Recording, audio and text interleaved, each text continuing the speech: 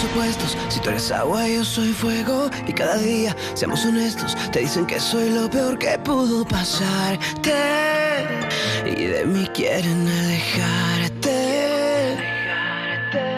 Y aunque lo logren, yo no te olvido. Solo tú y yo hemos entendido lo que se siente estar convencido que seamos víctimas de este sexto sentido.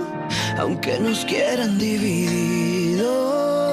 Dicen que yo para ti soy un beso prohibido, pero si fuera por mí todo tendría sentido, porque nadie te ha visto como yo.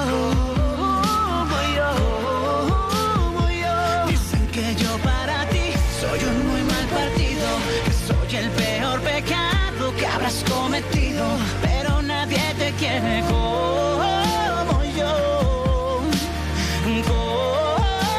Dicen que yo para ti soy un muy mal partido, que soy el peor pecado que habrás cometido, pero nadie te quiere como yo.